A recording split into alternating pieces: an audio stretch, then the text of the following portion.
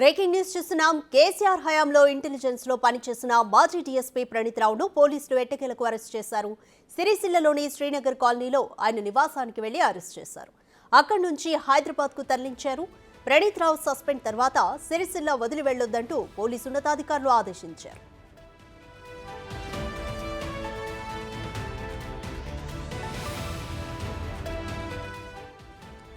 ప్రస్తుతం ప్రణీత్ రావు పంజాగుట్ట పోలీసుల అదుపులో ఉన్నారు. ఆయన వద్ద నుంచి పోలీసులు పలు సెల్ ఫోన్స్ ను స్వాధీనం చేసుకున్నారు.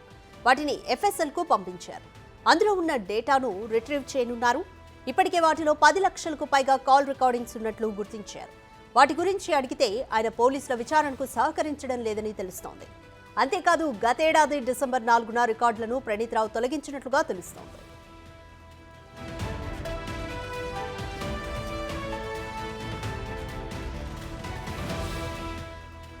మరోవైపు ఆయన కాల్ లిస్ట్ లో తెలంగాణలోని వ్యాపారులు, రాజకీయ నాయకులు, సీనియర్ పోలీస్ అధికారుల పేర్లు ఉన్నట్లు పోలీసులు గుర్తించారు.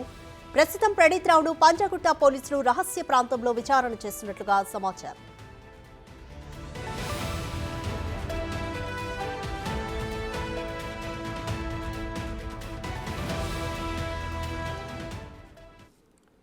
కంప్లీట్ డీటెయిల్స్ మా ప్రతినిధి రాణా అందిస్తారు. రాణా, ప్రణీత్ రావు కేసులో ఇప్పటికే కీలకంగా అందుతున్న సమాచారం ఆయన ఫోన్లో రికార్డింగ్స్ ఉన్నట్లు, అయితే వీటి గురించి విచారిస్తుంటే ప్రణీత్ రావు సహకరించట్లేదు అనేది కూడా ఒక మాట. కంప్లీట్ డీటెయిల్స్ ఏంటి?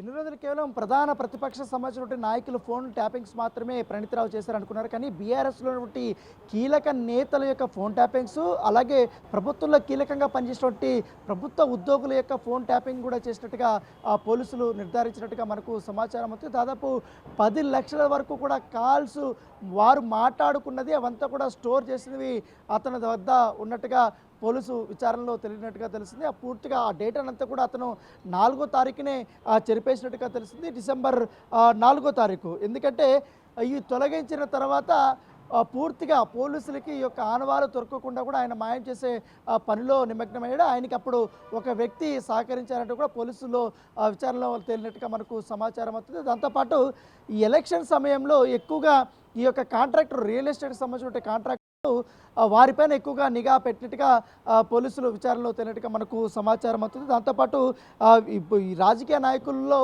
కీలకమైనటువంటి నేతలు, ముఖ్యంగా కరీంనగర్ జిల్లాకు సంబంధించిన కానీ, నల్గొండ జిల్లాకు సంబంధించిన కానీ, ఖమ్మం జిల్లాకి కానీ ఈ నాయకుల్లో ఎక్కువగా ఫోన్ ట్యాపింగ్ చేసినట్టుగా తెలుస్తుంది. వారు ఎక్కడికి వెళ్తున్నారు, వాళ్ళ మూవ్మెంట్ ఏంటి, వాళ్ళ అనుచరులు ఏంటి, వారి కుటుంబ సభ్యుల యొక్క మూవ్మెంట్ ఏంటి, వీరు ఏం మాట్లాడుకుంటున్నారు, ప్రభుత్వ వ్యతిరేకంగా ఏం చేస్తున్నారు, లేకపోతే వీరు ఇంకా వ్యవహారాలు ఏమేమి ఉన్నాయనే తప్ప ప్రతి ఒక్కటి కూడా ఆయన సేకరించిన తర్వాత ఒక ఉద్యోగికి అవంతా కూడా అప్పచెప్పినట్టుగా సమాచారం అవుతుంది. అయితే బీఆర్ఎస్లో ఉన్నటువంటి మరొక ఎంపీకి సంబంధించినటువంటి వారి వైఫ్ ఫోన్ కూడా ట్యాప్ చేసినట్టుగా తెలుస్తుంది. ప్రభుత్వంలో అప్పుడు ఒక వ్యక్తి ఆదేశాల మేరకు ఈ రకమైనటువంటి ట్యాప్ చేసినట్టుగా తెలుస్తున్నట్టుగా మనకు సమాచారం అవుతుంది. సో ఇదమ్మడికి ఇప్పటికే ప్రణీత్ రావుకు సంబంధించినటువంటి ల్యాప్టాప్లు కానీ ఆయన ఇప్పుడు ఫోన్ కూడా ఇప్పటికే పోలీసులు స్వాధీనం చేసుకునే నేపథ్యంలో ఇప్పటికే దాన్ని FSLకి పంపించినటువంటి నేపథ్యం అయితే కనపడుతుంది.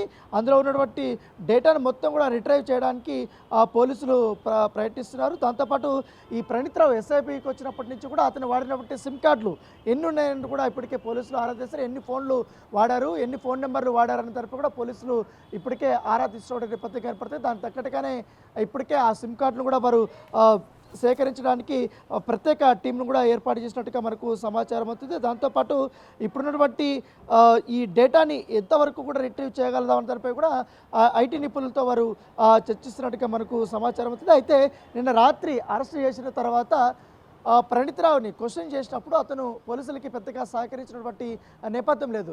మరి ఎన్ని క్వశ్చన్స్ అడిగినా కూడా నాకేం తెలియదు అంటూ కూడా ఆయన సమాధానాలు ఇస్తున్నటువంటి నేపథ్యం కనపడితే పై అధికారులు చెప్తానే నేను ఈ యొక్క పనులు చేశానంటూ కూడా ఆయన చెప్తున్నటువంటి నేపథ్యం అయితే కనపడుతుంది. సో అనేక కోణాలు ఉన్నాయి కాబట్టి పోలీసులు ఇవాళ విచారణలో అతని నుంచి కీలకమైన అంశాలని రాబట్టే పనిలో ఉన్నారు.